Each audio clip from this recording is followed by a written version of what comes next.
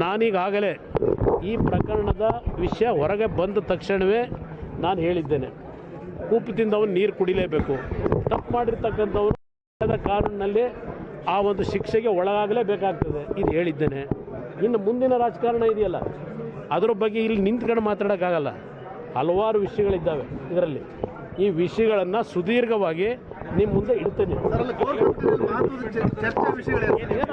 ಇವತ್ತಿನ ಕೋರ್ ಕಮಿಟಿನಲ್ಲಿ ಈ ಮುಂದಿನ 14 ಲೋಕಸಭಾ ಕ್ಷೇತ್ರದ ಚುನಾವಣೆ ಸಂಬಂಧಪಟ್ಟಾಗೆ ನಮ್ಮ ಕಾರ್ಯಕರ್ತರುಗಳು ಯಾವ ರೀತಿಯಲ್ಲಿ ಚುನಾವಣಾ ಪ್ರಚಾರದಲ್ಲಿ ಭಾಗಿಗಳಾಗಬೇಕು, 14 ಸ್ಥಾನದಲ್ಲೂ ಗೆಲ್ತಕ್ಕಂಥ ನಿಟ್ಟಿನಲ್ಲಿ ನಮ್ಮ ಕೊಡುಗೆ ಸಣ್ಣದಿರ್ಬೋದು ದೊಡ್ಡದಿರ್ಬೋದು, ನಮ್ಮ ಒಂದು ಶಕ್ತಿಯನ್ನು ಯಾವ ರೀತಿ 14 ಕ್ಷೇತ್ರದಲ್ಲೂ ಗೆಲ್ತಕ್ಕಂಥ ನಿಟ್ಟಿನಲ್ಲಿ ನಮ್ಮ ಕಾರ್ಯಕರ್ತರು ಕೆಲಸ ಮಾಡಬೇಕು.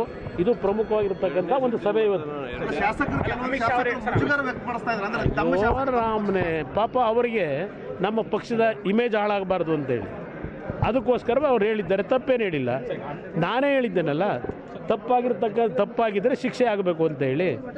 ಈಗ ಇರ್ತಕ್ಕಂಥದ್ದು ಸ್ಥಾನದಲ್ಲಿ ಇದಕ್ಕೆ ಹಲವಾರು ವಿಷಯಗಳನ್ನು ನಾನು ಚರ್ಚೆ ಮಾಡಬೇಕಾಗಿದೆ.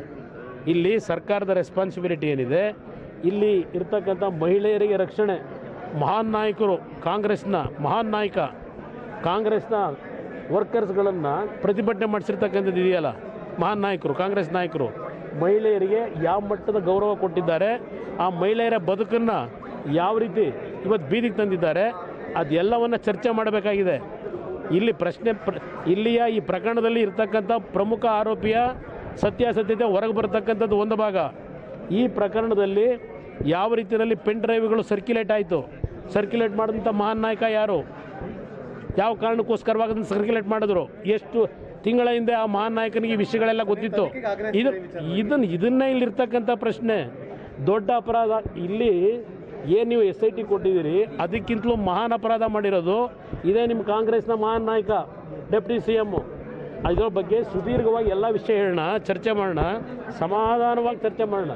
ನಾನಿಲ್ಲಿ ಪಲಾಯನವಾದ ಮಾಡೋನಲ್ಲ, ಇಲ್ಲ ನಮ್ಮ ಕುಟುಂಬ ಅಂತಕ್ಕಂಥದ್ದು ಕುಟುಂಬ ರೇವಣ್ಣ ಅವರ ಕುಟುಂಬದಲ್ಲಿ ಈ ವಿಷಯವನ್ನು ಕೆದಕಿದ್ದಾರೆ.